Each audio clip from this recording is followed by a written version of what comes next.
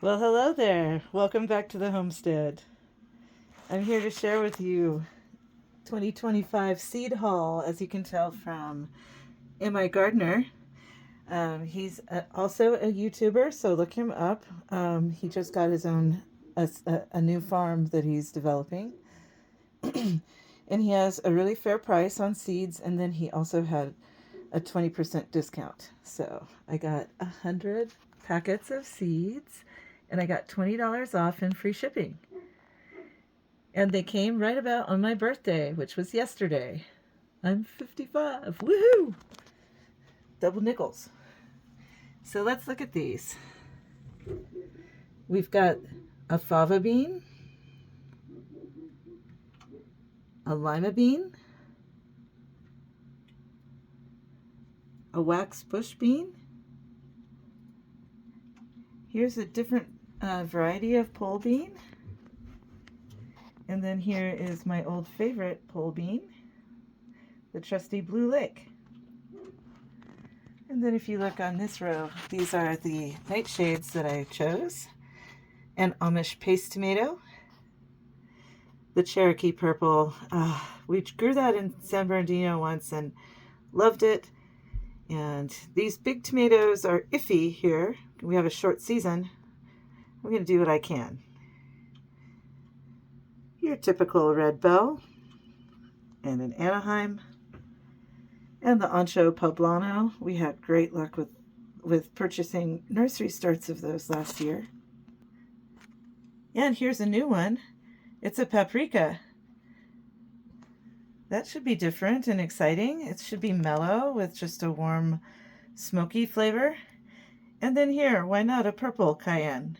I've grown the red ones in California before. Continuing in nightshades, we've got two types of tomatillos. We have a wild variety of tomatillo that already grows here. It's tiny. It makes about a little pea-sized fruit, but this green kind is the largest variety, and then a beautiful purple one that's supposed to be sweeter.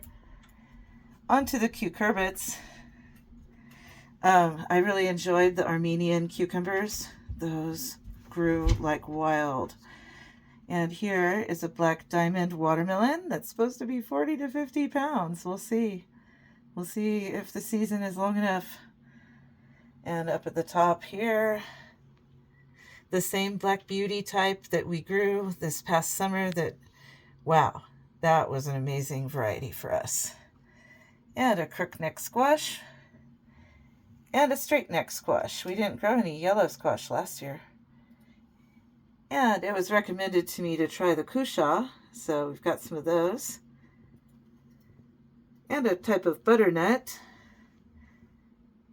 And then I've been growing my own buttercup seeds, but I'm wondering about starting with some fresh stock that comes from like a colder zone than my Californian stock. So that's what we have here. And now moving on to the Brassicas. Broccoli calabrese. Here's an all-season cabbage to succession sow. Well, thanks, laugh track.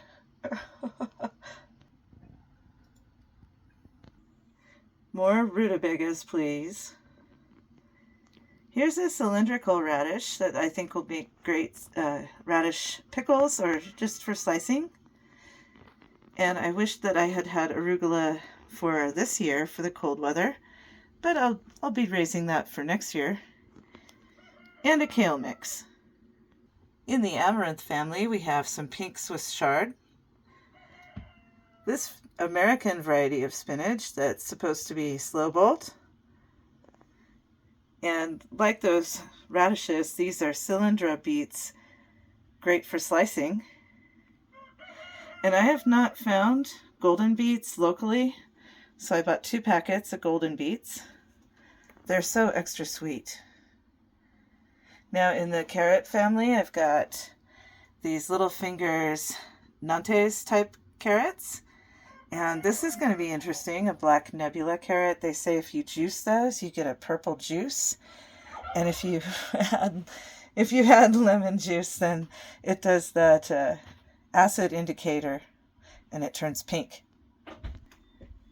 Now I brought some parsnip seeds from California, but those are 3 years old now, and parsnips are not known to remain fresh, so I figured let's try again.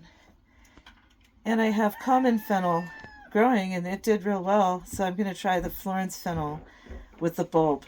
Things that are bulbous tend to do well here, and taproots. So here's a celeriac, so celery root. That should be interesting. Onward to the herbs.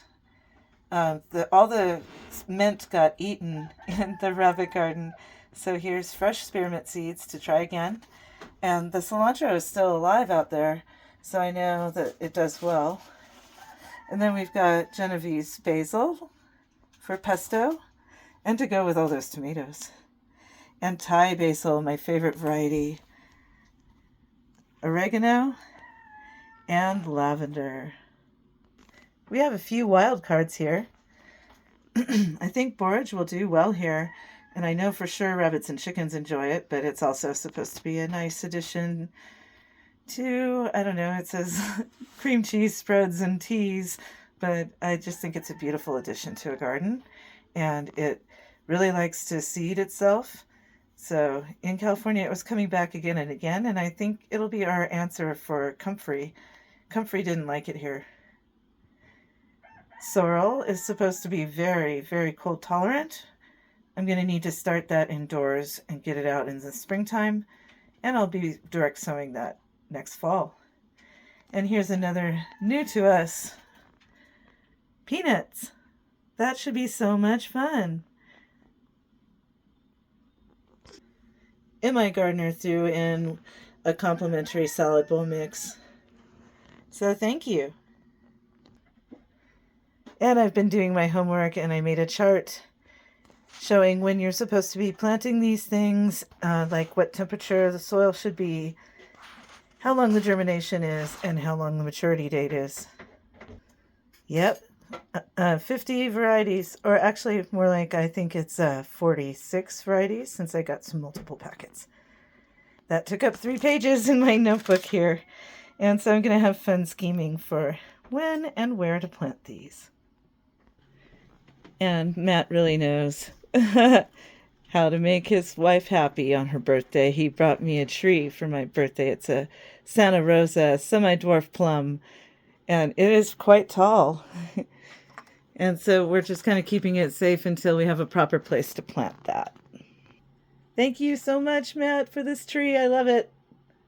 All right, I just thought I would share and count my blessings with all of these new additions to next year's garden. Cheers and blessings.